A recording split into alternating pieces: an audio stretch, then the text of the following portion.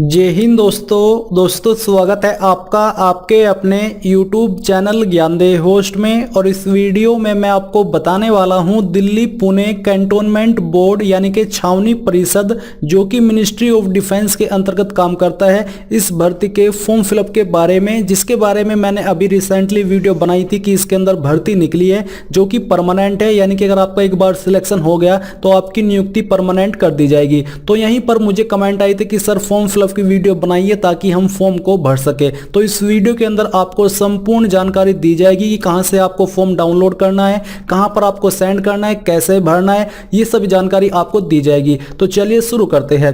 दोस्तों, आपको application form का PDF डाउनलोड करने के लिए क्या करना है, आपको गूगल के अंदर जॉब्स ज्ञान सर्च करना है। इसके बाद आपके सामने हमारी ऑफिशियल वेबसाइट jobsgyan.in आ जाएगी।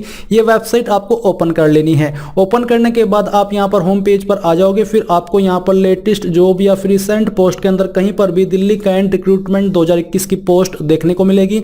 ये पोस्ट आपको ओपन करनी है। पोस्ट ओपन होने के बाद आप यहां पर जानेंगे कि ये भर्ती junior Hindi translator sub divisional officer Hindi typist के पद पर निकाली है, जिसके लिए टोटल 97 वैकेंसी है। ऑफलाइन मोड में आप इसको भर पाएंगे और गवर्नमेंट जॉब आपकी है। इसके अलावा जॉब लोकेशन आपकी दिल्ली, पुणे और भी जगह होने वाली है। कैंडिडेट इसमें ऑल इंडिया से अप्लाई कर पाएंगे। एज आपकी 18 से 30 साल के बीच रखी गई है। यूआर ओबीसी को यहाँ पर जो एप्लीकेशन फीस पे करनी है, इसमें वो आपको 200 रुपये पे करनी है। और SC ST EWS और फीमेल के लिए कोई भी एप्लीकेशन फीस नहीं है। अभी यहाँ पर दोस्तों आप पोस्ट वाइज क्वालिफिकेशन भी देख लीजिए। जूनियर हिंदी ट्रांसलेटर की पोस्ट पर अप्लाई करने के लिए आपसे मास्टर डिग्री मांगी है, जो कि आपने हिंदी या फिर इंग्लिश एज कंपलसरी सब्जेक्ट के रूप में की हो, और जो अन्य क्वालिफिकेशन है वो भी यहाँ पर आपको दी गई है। सब डिविजनल ऑफिसर की पोस्ट पर अप्लाई करने के लिए 10वीं पास और साथ ही आपके पास डिप्लोमा या फिर सर्टिफिकेट होना चाहिए सर्विंग या फिर ड्राफ्ट्समैन सिविल के अंदर। और ये जो आपका डिप्लोमा है कम से कम 2 साल और मैक्सिमम 3-4 साल कितने का भी हो सकता है, बट कम से कम 2 साल का होना चाहिए। हिंदी टाइपिस्ट की पोस्ट पर अप्लाई करने के लिए आपसे सिंपली 10वीं पास की योग्यता मांगी है और आपको टाइपिंग आनी चाहिए हिंदी के अंदर, जो कि आपकी स्पीड 25 वर्ड्स पर मिनट हो। तो ये आपने जानी यहाँ पर एलिजिबिलिटी की जानकारी। अब आपको नीचे आना है और नीचे आकर के आपको डाउनलोड फॉर्म PDF इसके ऊपर क्लिक करना है। अब इसके ऊपर क्लिक करने के बाद आपके सामने कुछ ऐसा PDF आ जाएगा। अभी आपको यहाँ पर ये देखना है कि आपको कौन सी पोस्ट पर अप्लाई करना है। मान लीजिए आपको यहाँ पर अप्लाई करना है जो आपकी सब डिविजनल ऑफिसर ग्रेड 2 की पोस्ट है, इसके ऊपर। तो यहाँ पर आपको इसके ऊपर क्लिक करना है जो आपके सामने क्लिक हियर है।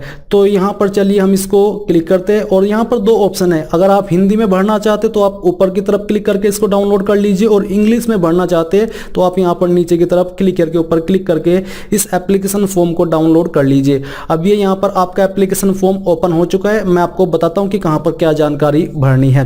तो सबसे पहले यहाँ पर दिया space for passport size photograph duly self attested, यानी कि कहीं से अटैच्ड नहीं करवाना है। आपको यहाँ पर आपका पासपोर्ट फोटोग्राफ चिपका देना है। इसके बाद यहाँ पर आपको दिया नेम ऑफ एग्जामिनेशन सेंटर। तो जो आपका एग्जाम सेंटर रहेगा, चाहे आप कहीं से भी अप्लाई कर रहे हो, वो आपका Pune cantt, Delhi cantt, Barrackpore cantt, यानी कि इन 3 लोकेशन पर आपका एग्जाम होगा। जहां पर आप रखना चाहते हो उसी का नाम आपको यहां पर ऊपर लिख देना है।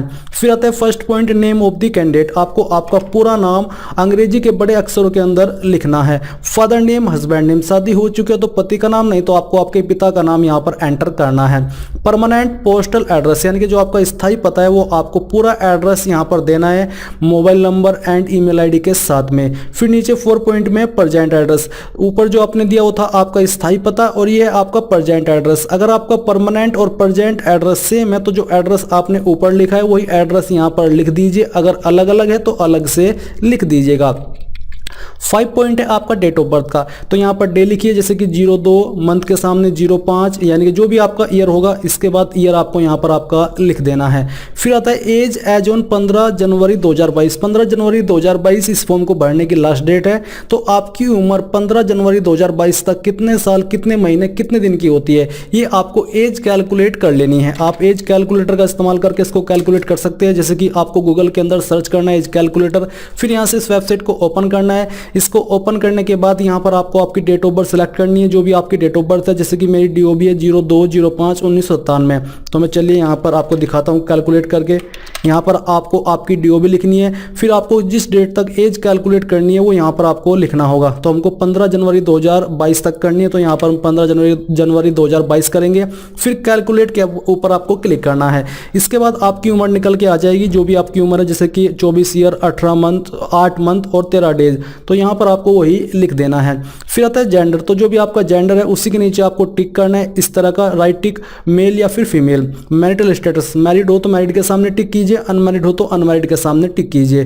कैटेगरी वर्टिकल, तो यहाँ पर आपकी जो भी कास्ट कैटेगरी है उसके नीचे आपको टिक लगा देना है। 10 पॉइंट है आपका whether category belong to horizontal, यानी कि अगर आपकी इनमें से कोई कैटेगरी है जो कि सब कैटेगरी है, जैसे कि एक्स सर्विसमैन, PH विकलांग, तो आपको यहाँ पर टिक करना है। नहीं तो आपको सामने जो NA इसके सामने टिक लगा देना है, यानी कि नॉट एप्लीकेबल। फिर दोस्तों यहाँ पर आपके सामने आएगा 11 पॉइंट एजुकेशनल क्वालिफिकेशन का। तो सीरियल नंबर के अंदर आपको 1 लिखना है, क्वालिफिकेशन के सामने आपको 10th लिखना है सबसे पहले। फिर आपको आपके कॉलेज का नाम देना है कि कहाँ से आपने 10th की है, या फिर बेसिकली कॉलेज का ही नाम आपको देना है। ईयर ऑफ पासिंग में आपको बताना कि कौन से ईयर के अंदर पास की है। ग्रेड, डिवीजन या फिर क्लास आपकी क्या आती है, जैसे कि फर्स्ट सेकेंड, वो आपको यहाँ पर लिखना है। परसेंटेज आपको लिखनी है, जो परसेंटेज आपको आई थी। फिर यहाँ पर आपको सीरियल नंबर में 2 लिखना है।